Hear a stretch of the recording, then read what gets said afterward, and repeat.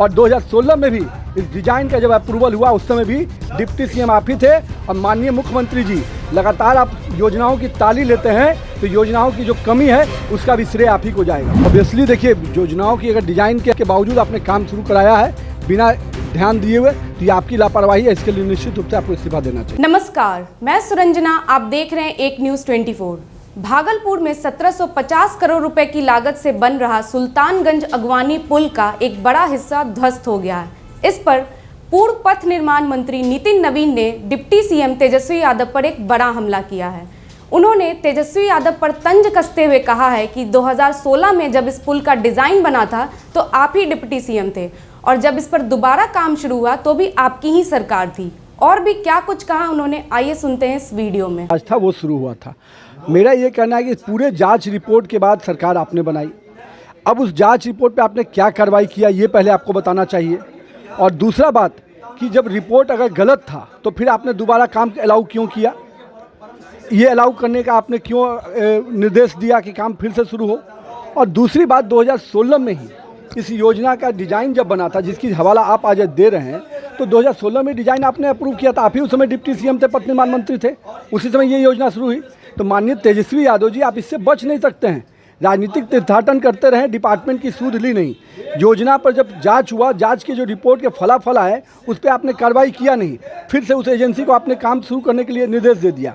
और तीसरी बात, 2023 में ही मार्च महीने में दो विधायकों ने इस पर सवाल उठाया हाउस में। अजीत शर्मा जी और परबत्ता के विधायक थे संजीव जी, दोनों ने विषय उठाया।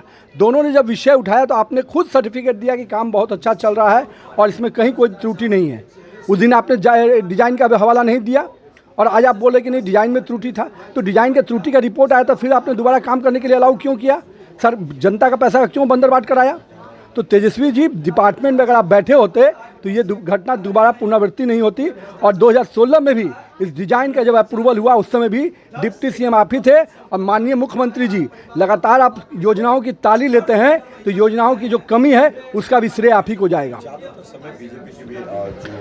हाँ, मैं वही से कर रहा हूँ ना कि 2016 में ये योजना शुरू हुई, उस समय कौन था? 2013 के बाद से लेकर 2016 तक 17 तक तो यही थे जब ये योजना शुरू हुई। उसमें इसकी योजना के डीपीआर बना, डिज़ाइन बना, अप्रूव किया गया, योजना 16 में शुरू हो गई। तो उस समय तो डिप्टी सीएम तेजस्वी यादव थे।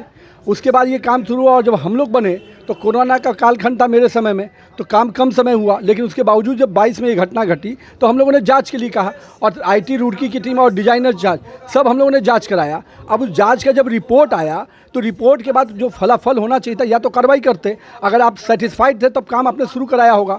तो आज फिर क्यों प्रॉब्लम आया? कमीशन थोड़ी हुई है।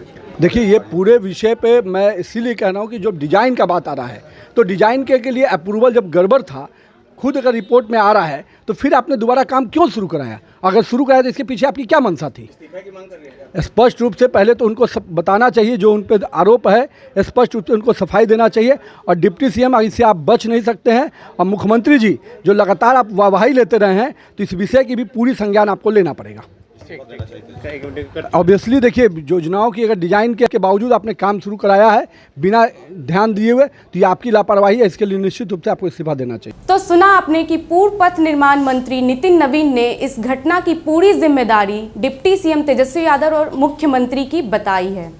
फिलहाल इस वक्त की खबर में इतना ही। ऐसे तमाम वीडियो अपडेट्स के लिए देखते रहें एक न्यूज़ 24 और हमारे YouTube चैनल को सब्सक्राइब करें। साथ ही साथ अगर आप ये वीडियो फेसबुक पर देख रहे हैं तो हमारे फेसबुक पेज को फॉलो करें और हमारे वीडियोस को लाइक और शेयर करना ना भूलें। धन्यवाद।